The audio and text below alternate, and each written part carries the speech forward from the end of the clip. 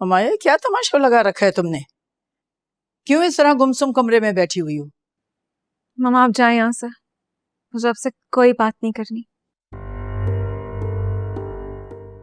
मुझे बहुत गुस्सा है आप पर, कहीं ऐसा ना हो कि मैं कुछ उल्टा सीधा कह दूं आपको। और तुम जो उल्टी सीधी हरकतें कर रही हो वो क्या?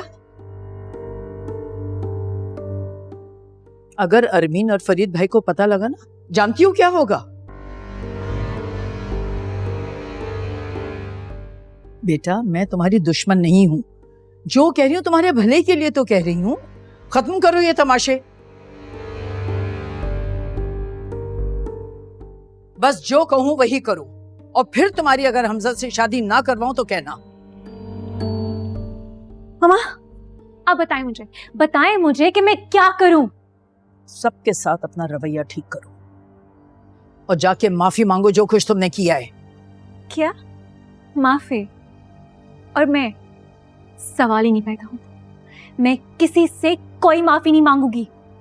तुमने जो निकाह वाले दिन हरकत की थी ना, बहुत एम्बैरेसमेंट हुई है सबको, और उसकी तुम्हें माफी मांगनी होगी। ओके फाइन, मैं मांग लूंगी माफी। आगे बताएं। बस फिलहाल इतना ही, और वादा करो कि ऐसा कुछ नहीं करोगी। जो मैं कहूंगी बस वही करोगी। ठीक है, आप जैसा कहेंगी मैं वैसे करूंगी, मगर हमजा से शादी की शर्त पर। मैं वादा करती हूँ हमजा से तुम्हारी शादी करवाऊंगी।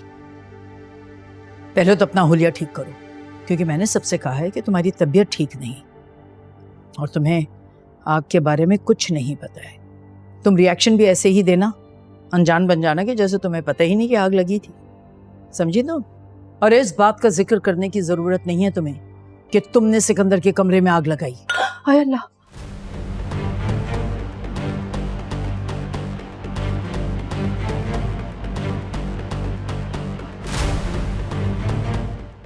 इधर आओ, इधर आओ, अंदर आओ, इधर आओ।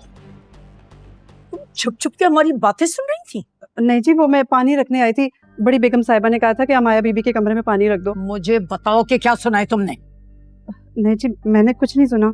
झूठ बोल रही हो, सारी बातें तुमने सुनी है। अगर तुमने किसी से जिक्र किया ना इस बात का, मुझसे बुरा कोई नहीं होगा, समझी तुम? वो आप बेफिक्र रहे जी, मैं किसी को कुछ नहीं बताऊंगी। मेरी नजर रहेगी तुम्हारे ऊपर। निकलो यहां से, चले जाओ। मामा उसने सब सुन लिया, अब क्या होगा? बताएं क्या होगा? सोचती हूँ कुछ ना कुछ तो करना पड़ेगा इसका। मैं बिल्कुल भरोसा नहीं है इसके ऊपर, कभी भी किसी को कुछ बता देगी। मुझे भी यही खौफ आ रहा है मामा, अगर उसने अमीन आंटी या किसी को कुछ भी बता दिया तो बहुत बड़ी मुश्किल में फंस जाएंगे हम। डोंट वरी, कुछ करती हूँ इसका इंतजाम। Relax.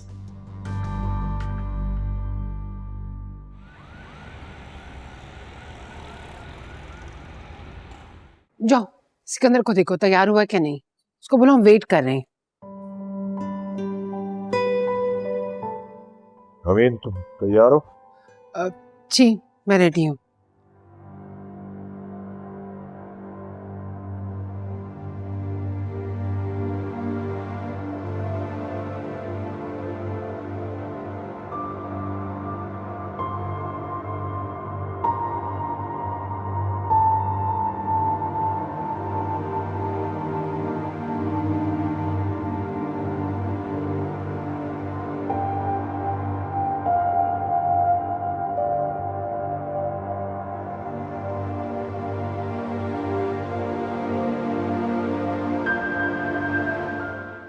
Aunty, uncle, I am really sorry.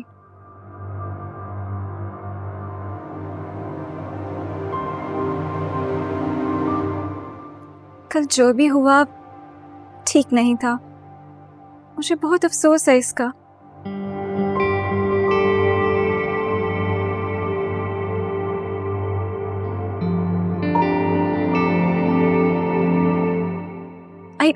I really don't know कि मैंने इतना ज़्यादा ओवररिएक्ट क्यों कर दिया।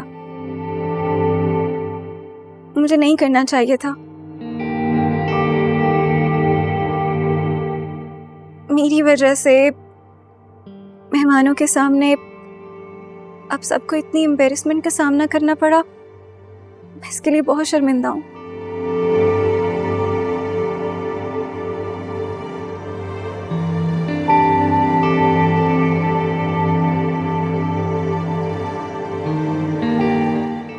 इट्स ओके, तुम्हें अपनी गलती का एहसास हो गया, यही काफी है।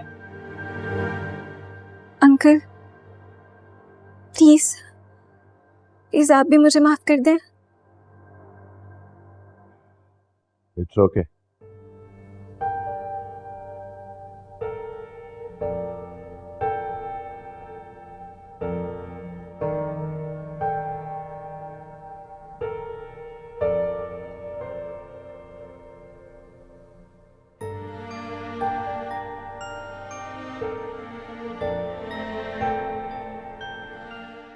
हमजा, आई नो मैं बहुत स्टूपिड हूँ और मैंने बहुत गलत किया है।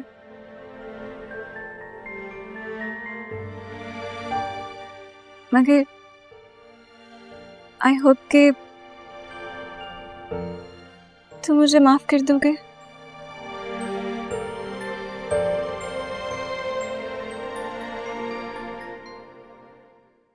मैं हमेशा से तुम्हारा वेल विशर रहा हूं माया,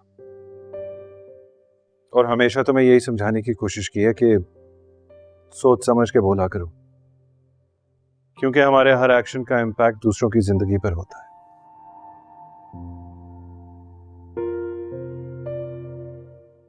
लेकिन तुम हो कि मेरी कोई बात सुनती नहीं हो। अच्छा ना, प्लीज आई एम सॉरी। मैं आइंदा ऐसा कुछ भी नहीं करूंगी।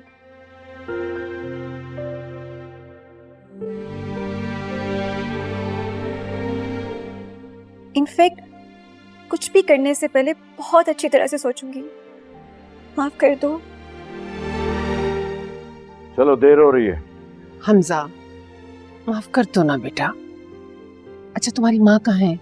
मैंने कहा भी था उसे जल्दी से टाइम पे तैयार हो जाए। अरे देखो, क्लच भी मैं भूल गई हूँ कमरे में। आप तो जाके गाड़ी में बैठे ना, मैं आ जल्दी रही आओ भाई। जी डैड।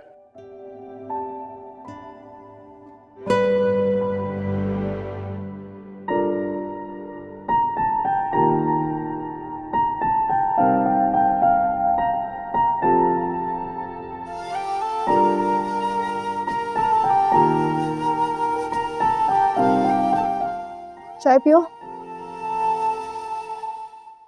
मैं लेती हूँ, थैंक यू। तो क्या प्लानिंग है आगे की? प्लानिंग तो कुछ भी नहीं है। क्यों? कुछ भी नहीं से क्या मुराद? ऐसे कैसे चलेगा? तुम यूं इस तरह घर में थोड़ी बैठी रहोगी। बाहर निकलो, कोई जॉब करो। जॉब नहीं करनी तो एटलीस्ट यूनिवर्सिटी ही ज्वाइन करो। यूनिवर्सिटी जाने के लिए फ़ीस की ज़रूरत है और फीस के लिए पैसे चाहिए। पैसे मेरे पास है नहीं। जॉब की जा सकती है। जॉब ढूंढो। तुम घर से बाहर निकलोगे तो तुम्हें इस ट्रॉमा से भी थोड़ा सा ब्रेक मिल जाएगा।